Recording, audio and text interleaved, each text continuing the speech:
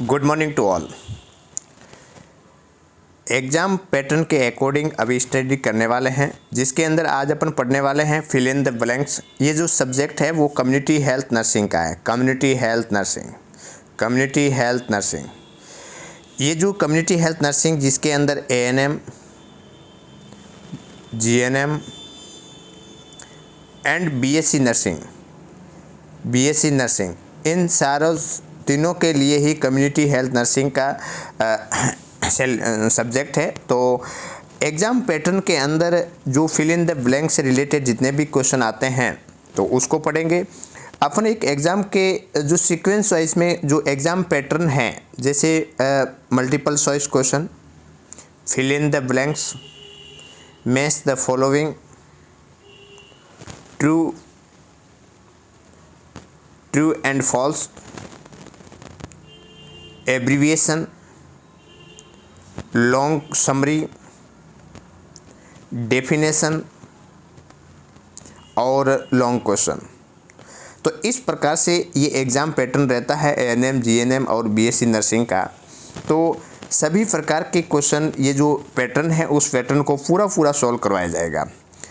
आज अपन जो पैटर्न ले रहे हैं वो फिल इन द ब्लैंक्स वाला ले रहे हैं और सब्जेक्ट है वो कम्युनिटी हेल्थ नर्सिंग है। तो आप मेरे YouTube चैनल पे बने रहिए और इसको डेली रेगुलर पढ़ते रहिएगा। आपके पूरे क्वेश्चन आएगी और सारे जो पैटर्न है उसको सॉल्व करवाया जाएगा। इससे बार क्वेश्चन आने की संभावना नहीं रहेगी। तो आप डेली नोट्स बनाइए और पढ़िए। देखते हैं आज अपना जो पैटर्न है वो है फिल इन द ब्लैंक्स वाला। सबसे पहले क्वेश्चन है, देखिएगा इस प्रकार से क्वेश्चन आएगा, फिल इन द ब्लैंक्स। ये क्वेश्चन रहता है वो 5 to 7 क्वेश्चन रहेंगे और इस जो क्वेश्चन रहेगा वो 1 मार्क्स का रहेगा। तो इसको गलत नहीं करना है। देखिएगा सबसे पहले लिखा हुआ है मेथड ऑफ वाटर प्यूरिफिकेशन। तो बहुत सारे मेथड है प्यूरिफिकेशन ऑफ द वाटर करने की, जिसके अंदर इसमें लिखा हुआ है कि 2 बताना है, ठीक है ना। तो एक होता है स्लो सैंड फिल्टर, मैं लिख देता हूँ, आपका आराम से लिखिएगा। पहले का क्वेश्चन का स्लो सैंड फिल्टर और दूसरा होता है रैपिड सैंड फिल्टर। दूसरा है वो है रैपिड सैंड फिल्टर। जो स्लो सैंड फिल्टर होता है उसको जो केमिकल नेम है वो उसको बोलते हैं बायोलॉजिकल फ़िल्टर, ठीक है ना। स्लो सैंड फिल्टर होता है उसको बोलते हैं बायोलॉजिकल फैक्टर और ये जो रैपिड सैंड फिल्टर है उसको बोलते हैं मैकेनिकल फ़िल्टर, ठीक है, मैकेनिकल फ़िल्टर।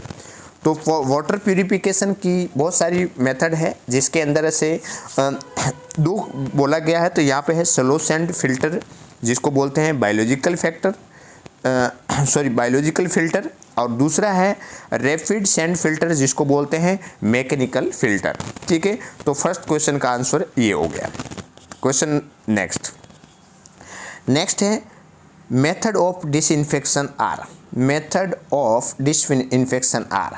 तो डिसइंफेक्शन करने के, विसंक्रमित करने की बहुत सारी विधियां हैं, जिसके अंदर से अपन अभी जो 2 विधियों के बारे में बताना है, ठीक है।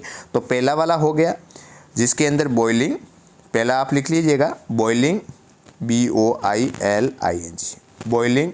दूसरा आप लिखिएगा पास्चुराइजेशन,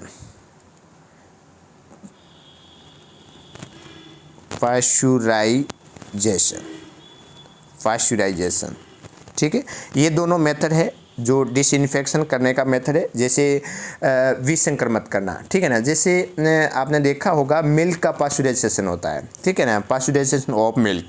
उसके बाद में है बॉइलिंग किसी को उबाल करके, ठीक है ना। जैसे पुराना ज़माने के अंदर आपने देखा होगा कि ये पुराना ज़माना से ओल्ड जो ज़माना है वहाँ से स्टार्ट है और शुरुआती कंडीशन में कोई भी इंजेक्शन लगाने के बाद में जो सिरिंज, जो कांच का सिरिंज आता था उसको उबालते थे। उबालने के बाद में फिर डिसइंफेक्टेड होता था और उसके बाद में वही सिरिंज दूसरे पर्सन को इंजेक्शन लगाने में यूज करते थे, ठीक है।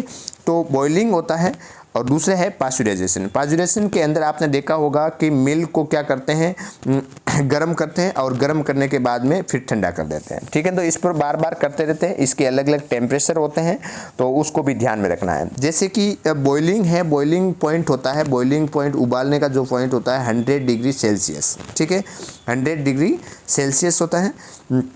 और पास्चुराइजेशन के अंदर अलग अलग टाइम्स होते हैं, जैसे 73 डिग्री सेल्सियस पे किया और कितना टाइम तक, 30 मिनट के लिए। ठीक है ना, तो ये मिल्क ऑफ पास्चुराइजेशन और बॉइलिंग। ठीक है ना, तो ये दोनों जो मेथड है वो डिसइंफेक्शन के हैं। दूसरा डिसइंफेक्शन के मेथड बहुत सारे दूसरे भी है। ठीक है, तो उसको भी ध्यान में रखना है।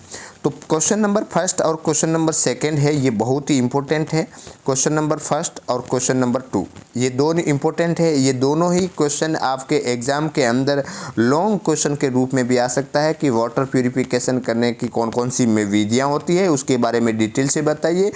डिसइंफेक्शन क्या होता है, कितने प्रकार के मेथड होते हैं, क्या उसके इंपॉर्टेंस है, उसके बारे में बताइए। ठीक है, तो ये लॉन्ग क्वेश्चन के अंदर भी रहेगा और फिल इन द ब्लैंक्स के अंदर भी देखने को मिलेगा। ठीक है, तो ये 2 क्वेश्चन हो गए। नेक्स्ट बात करते हैं question number 3। A symptom of the healthy person are, एक हेल्थी पर्सन है, स्वस्थ व्यक्ति है, उसके क्या क्या सिम्टम होता है, वो एक्टिव रहेगा, है ना। वो क्या रहेगा, एक तो रहेगा एक्टिव, क्रियाशील रहेगा, म्यूट एंड मोशनलेस नहीं रहेगा। ठीक है ना, हेल्थी पर्सन क्या रहेगा, वो एक्टिव रहेगा। दूसरा है कि वो हेल्थी बॉडी, ठीक है ना, उसका बॉडी क्या रहेगा, हेल्थ रहेगा।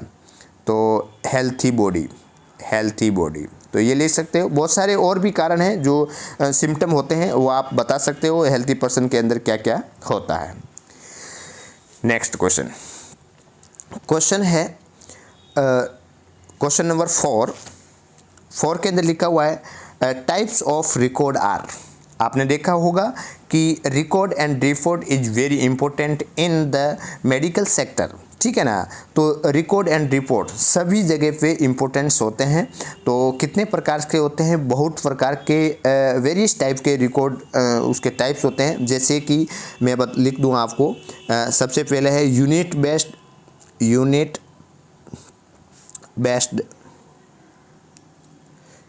बेस्ड, दूसरा है कलेक्शन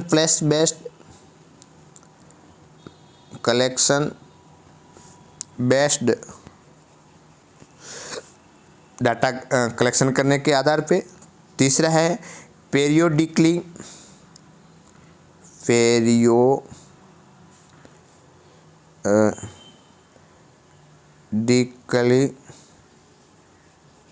उसके बाद में सब्जेक्ट बेस्ड।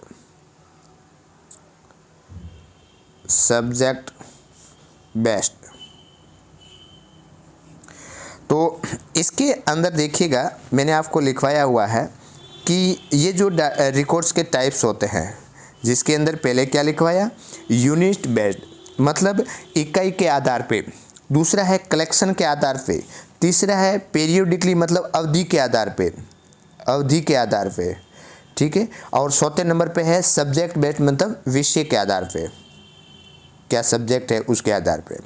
तो ये रिकॉर्ड्स के टाइप्स होते हैं। अब देखिएगा, इसके अंदर आपको 2 लिखना है, आप 2 लिख सकते हो। ये रिकॉर्ड एंड रिपोर्ट ये समरी के रूप में भी क्वेश्चन आ सकता है। ये क्वेश्चन इंपॉर्टेंट है, ये एग्जाम के अंदर वीवीआई रहेगा, वेरी वेरी इंपॉर्टेंट रहेगा। ये क्वेश्चन रिकॉर्ड एंड रिपोर्ट्स होते हैं, ये आपके फंडामेंटल ऑफ नर्सिंग और कम्युनिटी हेल्थ नर्सिंग, इन दोनों के अंदर भी आने की संभावना है, बहुत इंपॉर्टेंट है। इसको आप अच्छे से नोट्स बना करके रखिएगा। नेक्स्ट है क्वेश्चन नंबर 5।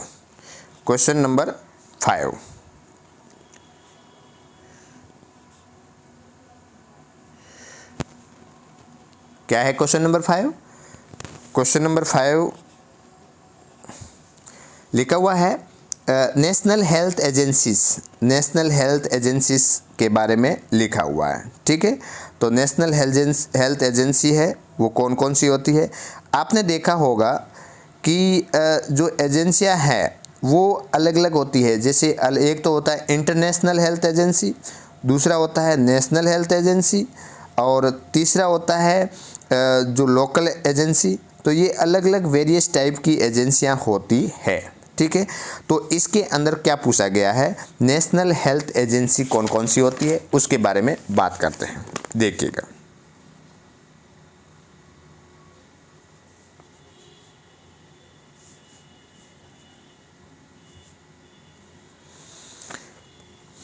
क्वेश्चन नंबर 5 के अंदर क्या है, नेशनल हेल्थ एजेंसीज, जिसके अंदर पहला एजेंसी का नाम लिखिएगा आप। फर्स्ट के अंदर है Indian council of medical research, Indian council of medical research, ठीक है ना, ICMR, ठीक है ना। इसका फुल फॉर्म भी ध्यान रखना, Indian council of medical research, ठीक है। दूसरा है, शॉर्ट फॉर्म में नहीं लिखना है आपको, फुल फॉर्म के अंदर लिखना है, ठीक है। दूसरा है आपका national centre for disease control, national centre for disease control, NCDC, ठीक है। तो ये दोनों ही आपको इम्पोर्टेंट है, ये नेशनल हेल्थ एजेंसीज है, ठीक है। ये क्या है, नेशनल हेल्थ एजेंसीज है। कौन कौन सी है, पहला है Indian council of medical research, दूसरा है national health for disease control जिसको बोलते हैं NCDC, और पहला वाला है ICMR, ठीक है। तो ये नेशनल हेल्थ एजेंसी है। अब अपन बात करते हैं कि यहाँ पे क्वेश्चन थोड़ा सा घुमा के दिया हुआ है, इसलिए आप कोई दूसरी एजेंसी का नाम नहीं लिखोगे, ठीक है। अब देखिएगा, नेशनल, देखिएगा क्या लिखा हुआ है, government health agencies, international health agencies, national health agencies, state health agencies और लोकल हेल्थ एजेंसीज।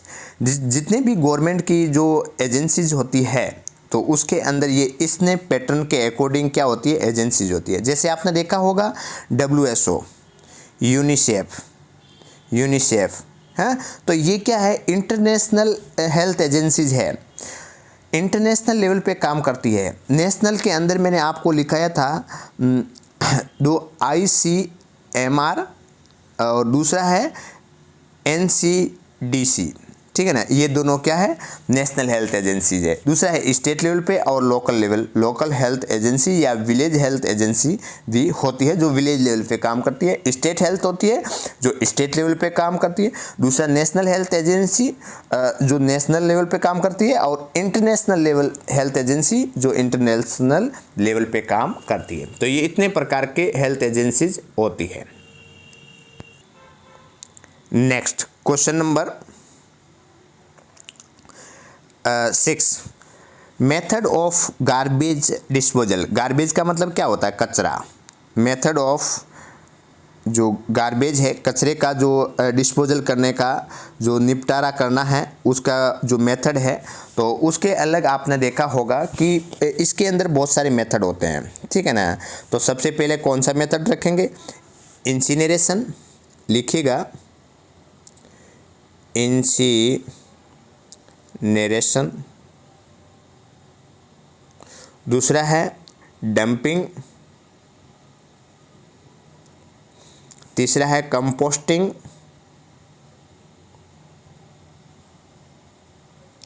चौथे नंबर पे है ब्यूरियल, और पांचवें नंबर पे है control tipping, controlled tipping, control tipping, TIPPING। अब इंसिनरेशन का मतलब होता है जलाना। इंसिनरेशन का मतलब क्या होता है, जलाना। जैसे कचरा है उसको क्या कर दिया, जला दिया, ठीक है, जलाना। दूसरा है डंपिंग, मतलब होता है पाटना, है ना। जैसे समतल, जैसे ज़मीन पे क्या करना है, ऊबड़ खाबड़ जगह है, गड्ढा है, उसमें भर देते हैं, मतलब डंप कर देते हैं समतल भूमि पे, उसको पाटना मतलब बिछा देते हैं, ठीक है, तो उसको बोलते हैं पाटना। कंपोस्टिंग का मतलब होता है कूड़ा होता है उसको खाद बनाना, है ना, तो जिसको बोलते हैं कूड़ा खाद बनाना। उसके बाद में ब्यूरियल होता है, तो वो उसको मतलब गाड़ना, ज़मीन के अंदर गाड़ने का काम करते हैं। और कंट्रोल टिपिंग का मतलब नियंत्रित टिपिंग होता है। तो ये क्या होते हैं, ये है मेथड ऑफ गार्बेज डिस्पोजल होते हैं, जो कचरे होते हैं उसका मेथड होते हैं। तो ये भी समरी के रूप में क्वेश्चन आ सकता है कि गार्बेज डिस्पोजल के कौन कौन से मेथड है उसके बारे में लिखिए, और फिल इन द ब्लैंक्स के अंदर 2 मेथड के बारे में बताया है, इसमें से आप कोई भी लिख सकते हो। ठीक है। Question number 7, communication, types of communication. अब देखिएगा, ये जितने भी क्वेश्चन आ रहे हैं बहुत इंपॉर्टेंट आ रहे हैं, ये समरी के रूप में भी रहेंगे, ये आपके एग्जाम के इसमें फिल इन द ब्लैंक्स के रूप में भी रह सकते हैं। ठीक है। तो टाइप्स ऑफ कम्युनिकेशन आपने देखा होगा, कम्युनिकेशन वेरियस टाइप्स के कम्युनिकेशन होते हैं, जिसके अंदर वर्बल कम्युनिकेशन, जिसके अंदर क्या रहेगा, वर्बल कम्युनिकेशन पहला है, वर्बल कम्युनिकेशन, दूसरा है non verbal communication, non verbal communication, तीसरा है रिटन कम्युनिकेशन, और चौथे नंबर पे है विजुअल कम्युनिकेशन। ठीक है। तो पहला है वर्बल कम्युनिकेशन, दूसरा है वर्बल कम्युनिकेशन मतलब डिस्कशन करना, ग्रुप डिस्कशन किया, बात किया। नॉन वर्बल मतलब फेशियल इम्प्रेशन के द्वारा,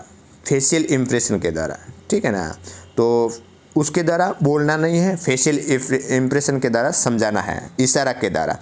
रिटन मतलब लिखना, और उसके बाद में है विजुअल मतलब देखना, जैसे कोई पोस्टर लगा हुआ है या कोई लोकेशन का डायरेक्शन दिया हुआ है। तो ये क्या हुआ, कम्युनिकेशन के मेथड्स होते हैं, टाइप्स होते हैं, और इस टाइप्स के अंदर 2 टाइप्स आपको लिखना है। तो verbal communication, non verbal communication, written communication और विजुअल कम्युनिकेशन। ठीक है। तो इसमें से आपको 2 लिखना है, तो आप इसके अंदर ग्रुप डिस्कशन लिख सकते हो, जो वर्बल कम्युनिकेशन का रहेगा। दूसरा आप पोस्टर लिख सकते हो, चार्ट लिख सकते हैं, ठीक है ना, विजुअल डिस्टर्बेंस के अंदर। ठीक है।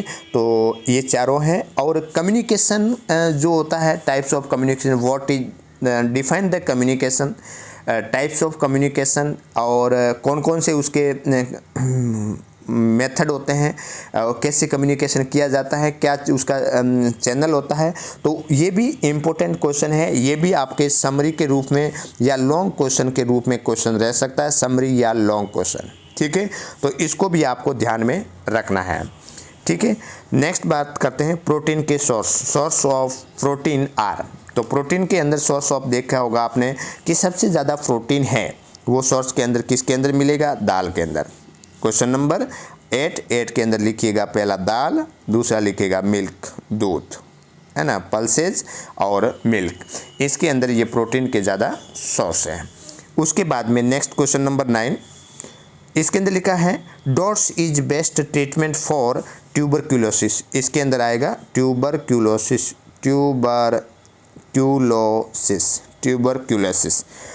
डॉट्स क्या है, डॉट्स एक directly observed therapy short course, ठीक है ना। इसकी फुल फॉर्म भी ध्यान रखना है ना। डायरेक्टली लिख लीजिएगा, directly observed therapy short course. ये क्या है कि जो टीबी वाले पेशेंट है, आपने देखा होगा कि जब टीबी की जो दवाई देते हैं तो लंबे टाइम तक दवाई चलती है। क्या करते हैं, पेशेंट घर पे जाते हैं, दवाई नहीं लेते हैं, टीबी क्योर नहीं हो पाती है। तो ऐसे कंडीशन में पेशेंट को दिक्कत होती है, पेशेंट की टीबी ठीक नहीं होती है।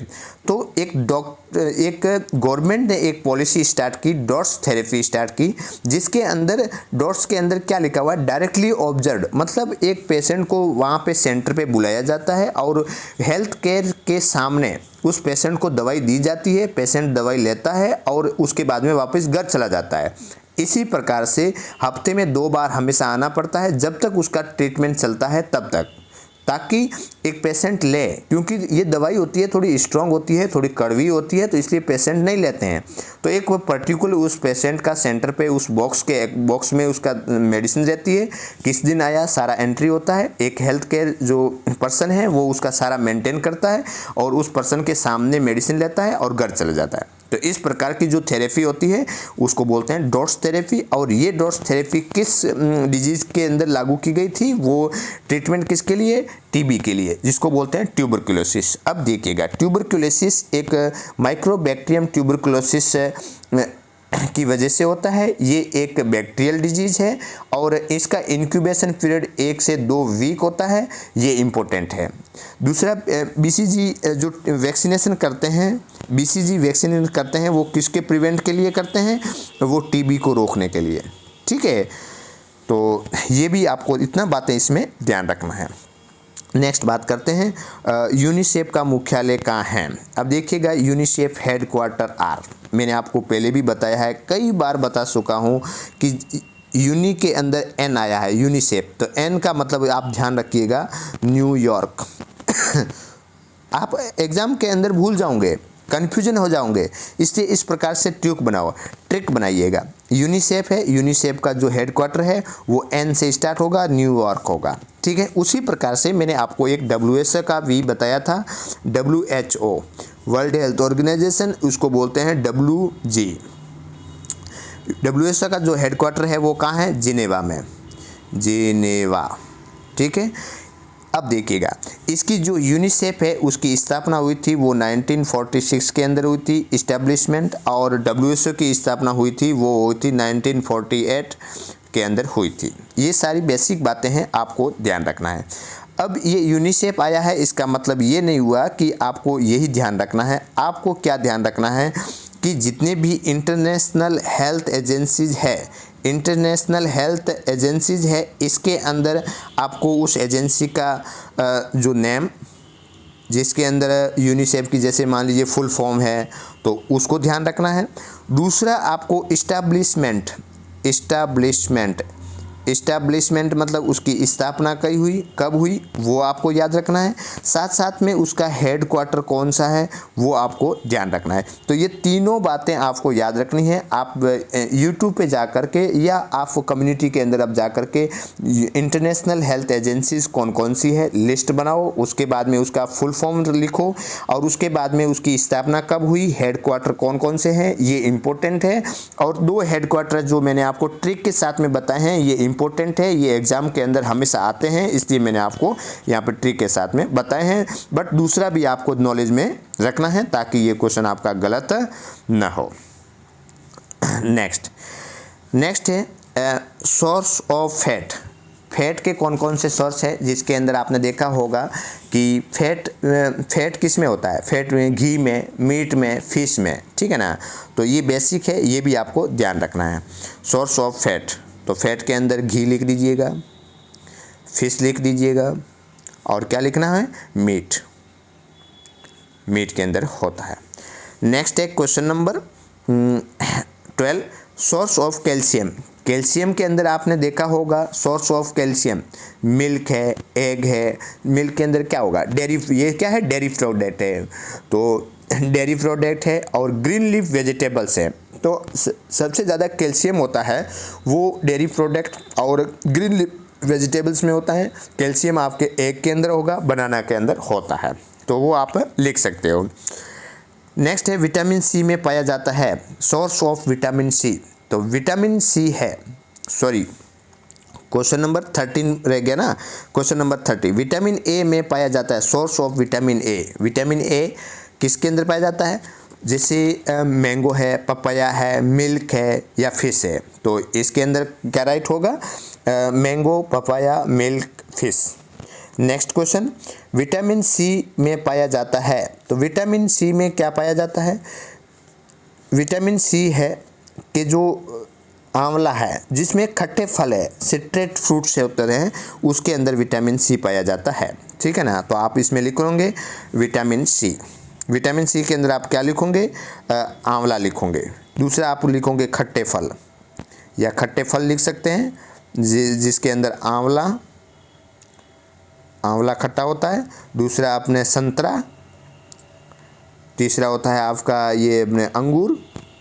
तो ये जितने भी खट्टे फल होते हैं उसमें क्या पाया जाता है, विटामिन सी। विटामिन सी का जो केमिकल नेम है वो एस्कॉर्बिक एसिड है, एस्कॉर्बिक एसिड होता है। इसमें विटामिन सी का जो केमिकल नेम है वो एस्कॉर्बिक एसिड है, और इसकी वजह से कौन सी डिजीज़ होती है, स्कर्वी डिजीज होती है। ठीक है, अब देखिएगा यहाँ पे मैं आपको एक क्वेश्चन और देता हूँ कि ज़रूरी नहीं है कि ये विटामिन सी आए, जितने भी वर्ग प्रकार के विटामिन्स है उसको आपको क्या करना है, विटामिन्स है उस विटामिन के अंदर आपको क्या करना है कि विटामिन दो प्रकार के होते हैं, एक फैट सोल्यूबल होते हैं और दूसरा होता है वाटर सोल्यूबल। ठीक है ना, एक होता है फैट सोल्यूबल और एक होता है वाटर सोल्यूबल। ठीक है, तो इसके अंदर फैट के अंदर जो टाइप्स होते हैं वो ए डी ई के, और वाटर सोल्यूबल विटामिन होते हैं वो होते हैं बी और सी, ये दोनों विटामिन होते हैं। अब देखिएगा ए डी ई के और जो वाटर सोल्यूबल है जिसमें अंदर विटामिन बी और विटामिन सी, ठीक है ना, इसके अंदर आपको कन्फ्यूजन हो जाएगा। कई बार एग्ज़ाम के अंदर ये आता है कि विटामिन सी है वो फैट सोल्यूबल है या वाटर सोल्यूबल है। तो आपको ध्यान रखना है कि फैट के अंदर मैं एक ट्रिक बता रहा हूँ, फैट के अंदर FAT कितना वर्ड है, 3। अब 3 के बाद में क्या आ रहा है, 4। तो अब देखो ADEK ये कितने विटामिन हो गए, 4। ठीक है ना, तो इस प्रकार से आपको याद रखना है। और वाटर में रखना है आपको BC। ठीक है ना, तो फैट के अंदर फैट में कितना वर्ड है, FAT 3, और 3 के बाद में क्या आता है, 4। तो ADEK कितने हो गए वर्ड, 4। ठीक है ना, तो ADEK फैट, इस प्रकार से आपको याद रखना है।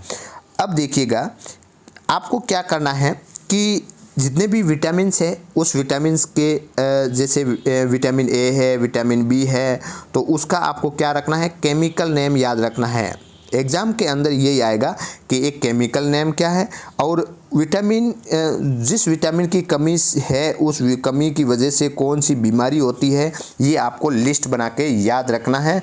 कोई भी आ सकता है, विटामिन B1 आ सकता है, B3 आ सकता है, vitamin A, D, E, K कोई भी आ सकता है एग्ज़ाम के अंदर। तो आप क्या करोगे कि आप क्रोम में जाकर के, गूगल में जाकर के विटामिन सर्च करोगे, उसके अंदर आप केमिकल नाम लिखोगे और उसमें कौन कौन सी डिजीज़ होती है उसकी कमी की वजह से वो लिखोगे। ठीक है, ये 2 क्वेश्चन आपके इम्पोर्टेंट हैं, तो ये सब आपको पढ़ना होगा।